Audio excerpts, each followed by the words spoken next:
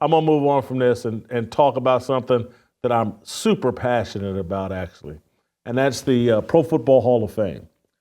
Those ceremonies went on very quietly, in my view, over the weekend. And it was quiet because over the years, and it kind of came to a crescendo the last 2 or 3 years, they have let in people that were great football players who were not Hall of Famers. And I think they've taken an incredible amount of the shine off the Pro Football Hall of Fame induction deal. Used to be a big deal. There was a weather delay this year that I think impacted the crowd. But I've quit watching. I mean, I used to live for these speeches.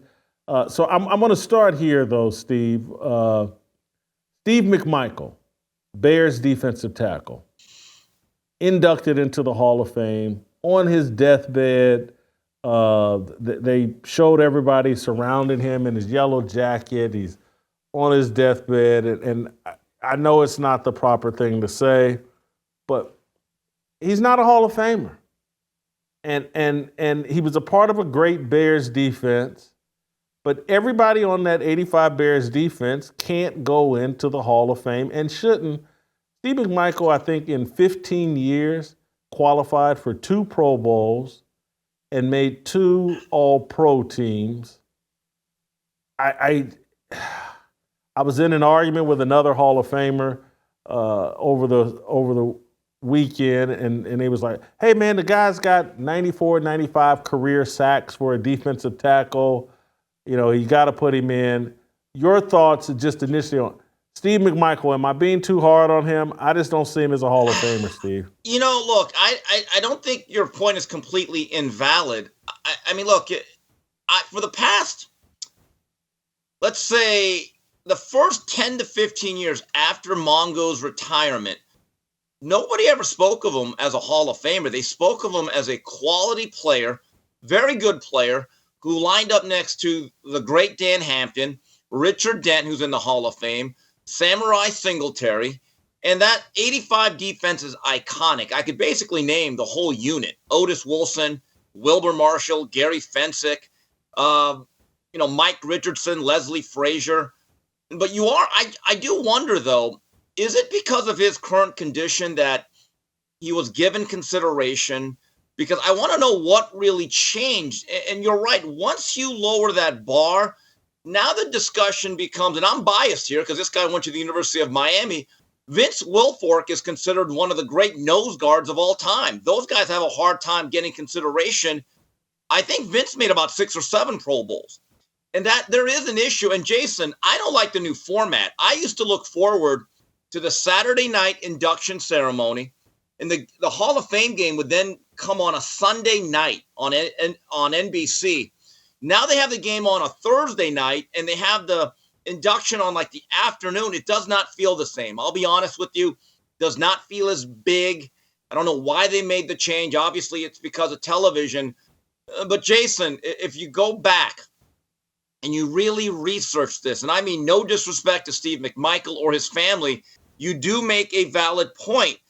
When he retired, I believe in the early 90s, I did not see a lot of stories that said future Hall of Famer as they did with men like Mike Singletary. That is the truth. Steve, I think in 2023, if my memory's correct, last year, they put Joe Klecko in the Hall of Fame. Yeah. And that's what opened the door for Steve McMichael. Joe Klecko from the New York Stock Exchange and Sack Exchange, who had Joe Klecko in 1981, had 20 and a half sacks. That was his, and had some other years. Next best, he had 10 and a half sacks the year before. But other than that, but he had 78 career sacks. And this sack stat has been turned into some sort of, if you got X number of sacks, you need to be in the Hall of Fame. And if you got, and it depends on what position you played inside, and so that's the justification. That's the slippery slope. My complaints about the Hall of Fame started 18 years ago. This is not new. Someone could go find my writings and commentary in 2006, I believe. Let me make sure I'm right here. They put Harry Carson into the Hall of Fame. And I was irate. I was irate. Yeah, 2006 Hall of Fame inductee. And I was like, are you kidding me? Are you kidding me? Harry Carson? And this guy had 9 Pro Bowls. Yeah. He had 9 Pro Bowls. He was a good player. What's the complaint? I'm just telling you. Because in 2006, it wasn't just, hey, how many Pro Bowls you had? It was like, hey, did people think at one time you were potentially the greatest player at your position of all time? Did that ever cross anybody's mind? And if it didn't, you weren't a Hall of Famer. Because when you went to the Hall of Fame, you were seeing men and people that was like, man, he was so great. I thought he may be the GOAT. I thought at his position. And so when someone like Gale Sayers gets into the Hall of Fame, despite an abbreviated career, it's because at one point we thought, oh my God, it's Gale Sayers, it's Jim Brown, and Walter Payton. Or, Gale is before Walter Payton. But we thought Jim Brown and whoever, Hugh McElhaney or whatever. At one time, we thought Gale Sayers was on his way to perhaps being the GOAT. We never thought that about Harry Carson. A good player, played next to Lawrence Taylor, played on some great Giants defenses, made a bunch of Pro Bowls. Nice career. But we've so lowered the standards. Down. And I can remember there was a guy, Elvin Bethea. They snuck him into the Hall of Fame. And I used to like Elvin Bethea with the Houston Oilers. But Hall of Famer? Are you kidding me? Well, okay, Jason, I have a question. Yeah. Did you agree with Terrell Davis getting in with his abbreviated career? Not really. I would have been perfectly fine. Because what the Hall of Fame, it's not a Hall of Fame if they're not great players left out. You gotta a great movie, a great book, a great piece of journalism. It's what's left on the cutting room floor is what makes it great. Anytime I wrote a great reported piece, anytime during my journalism career, it was always the stories where I was like, oh man, I can't believe I have to leave this out. I don't have room for this or that. That's how I knew it was great. They're letting everybody in, or they let everybody in. Well, I was assured, though, Steve, that the Hall of Fame players are so upset with what's going on that the new president, who's been in place for 2 or 3 years, Jim Porter, is finally going to put a stop to it. They've complained so much and so forcefully, the players are like, y'all turn this into the Hall of Good. There's people walking up in here that just, it's like diminishing my accomplishments. And hats off, and everybody stop the tape. I'm praising Deion Sanders. Thank you, Deion Sanders, for having the guts and the balls to challenge. Like, hey man, what are y'all doing? There's people coming up in here that ain't on my level. And so allegedly, this will be the last year that it'll be easy to get into the Hall of Fame. They've made promises and assurances to the Hall of Famers that we're going to cut this off and it won't be any more 7, 8, 9 people coming in at a time. At most, I've been told, at most, there will be 5 a year coming in. I hope it's 3 or 4, but that's what I've been promised. Go ahead, Steve. All right, so in defense of Joe Klecko, who played alongside Marty Lyons, I think it was Abdul Salam, and the mercurial Mark Gastineau, he made the Pro Bowl at multiple positions. I know they went through some system changes. He played a little bit outside, then he played tackle, then he played like the slanted nose guard. Harry Carson, to me, was a guy, when he retired after the 88 season, I assumed as a kid, given the 9 Pro Bowls, he'd get his gold jacket. So we'll disagree on that. So I have a question. If you talk about you have to be the best at your position at a certain point in your career to be considered for the Hall of Fame, if you were a voter, does Frank Gore get your vote, Jason? No. Yes or no? Oh, you're out of your mind. The man's the third all-time leading rusher. That is the convenient truth. You know what? You have just completely completely. Let me just tell you why. My God. Let me tell you why. Because we have, at no point has anyone said, "Oh, Frank Gore, he may be the greatest of all time." No one's thought that. We thought it about OJ. We thought it about Jim Brown. We thought it about Earl Campbell. We thought about Walter Payton. We thought about Emmitt Smith. It crossed our mind with so many. Never crossed our mind. The third all-time leading rusher, a complete back. You know who he is? He's Art Monk.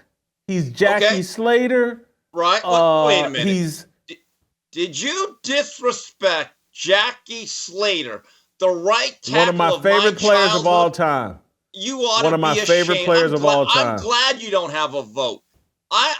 One of my favorite players of all time, not a Hall of Famer. There was a time he was considered among the very best, if not the best, right tackle in football. Give me a break. Jackie Slater's not. And Art Monk was a prolific possession receiver. They all can't be Randy Moss, Whitlock. This is Charlie Joyner. You probably don't think Charlie Joyner belongs. I don't have a problem with Charlie Joyner.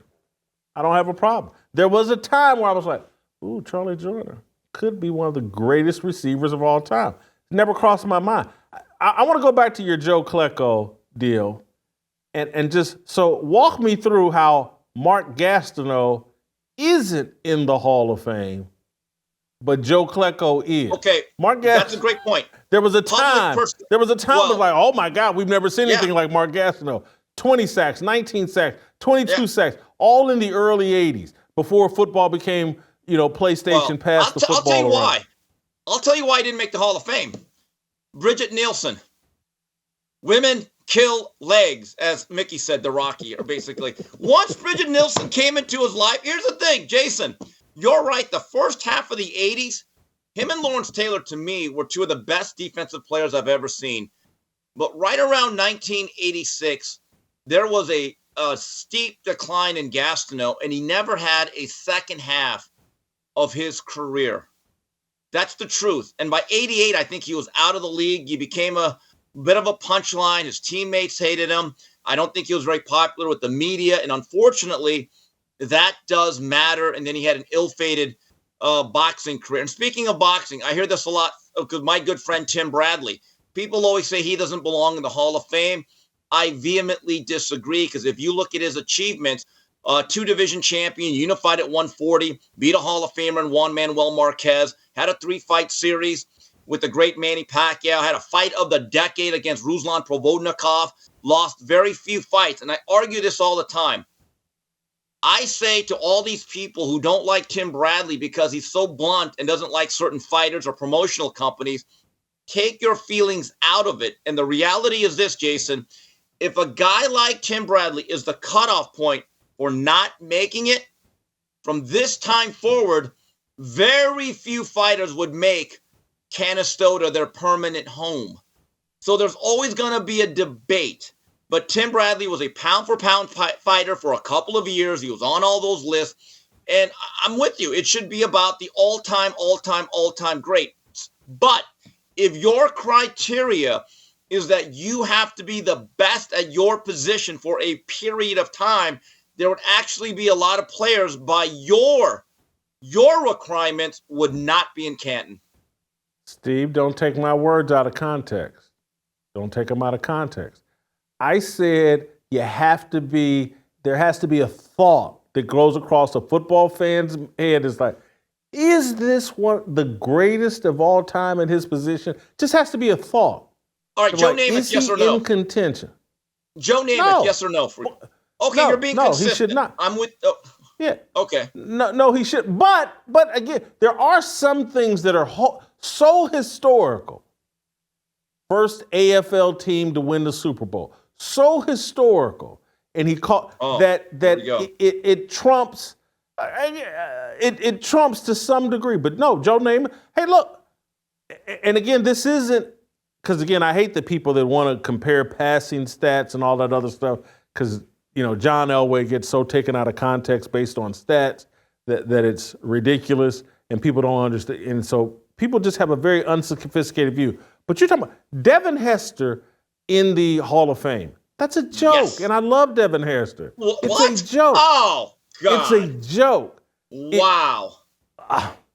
Wow. I didn't even make our list. Hey, run that list. Did we put up a screen of this is 17, 18 biggest? Did we have something to put on screen, or is that just a note to me? Yeah, these are a bunch of guys that I think are.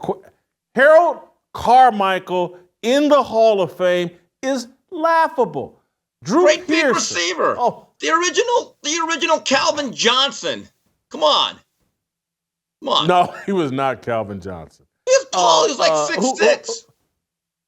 Drew Pearson crying and whining his way into the Hall of Fame. Jason. Zach Thomas. No business in the Hall of Fame, and I love Zach Thomas. I'm going to give you another one that just as a first ballot Hall of Famer, I can't believe I got to say this. I apologize for saying this, but it is Jason Taylor. First ballot Hall of Famer? Are you out of your mind? Me? First ballot? Are you kidding me? There was never a time that I watched Jason Taylor and go, ooh, man, this might be Reggie White or Bruce Smith 2.0. Never crossed my mind. Nice player. Nice player. Javon Curse. Javon Curse had a higher high than Jason Taylor. And after the fourth, fifth year, he was never an elite player. Jason Taylor had a longer, better run across his career than the Freak. Can I defend Drew Pearson a little bit? Drew Pearson had a truncated career because of an auto accident before the 84 season. He made the all-decade team, I believe, and he was the only player not to make the all-decade team for years, not in the Hall of Fame. And again, you look at his receiving numbers in that era, he stacks up. I mean, you'd be a tough bouncer at Studio 54. You're not in. I mean, my God, Jason. You know who else might be home? Lynn Swann might be at home. I agree with you on that. John Stallworth may be at home. No. Stallworth had the numbers. He had a much longer career peak. Lynn Swann, I'm with you. I think there were some iconic plays in being with the Steelers that really helped his cause. I don't disagree with you on that one. All right, so I want to give you a chance to atone. John Stallworth played in 3 Pro Bowls. 3 Pro Bowls and 3,000-yard seasons. Different era. All right, how about this? I got a different era. I'm not even sure. Did Lynn Swann never had a 1,000-yard receiving season? Yeah, he did. He did make 3 Pro Bowls. Yeah. 3 Pro Bowls, 51 touchdowns. You're going to probably piss me off again. Reggie Wayne, yes or no? Borderline case. Maybe like a 4th or 5th ballot Hall of Famer. Okay, like Chris Carter. That's fine. I'm not going to walk off the show now. Chris Carter's a Hall of Famer. Reggie Wayne's not as good as Chris Carter, but he's got a case for the Hall of Fame. Pissing me off today. Just pissing me off today. Do you have a problem with anybody that made the Hall of Fame? If you enjoyed that video, be sure to hit the like button and subscribe so you never miss a moment of Fearless.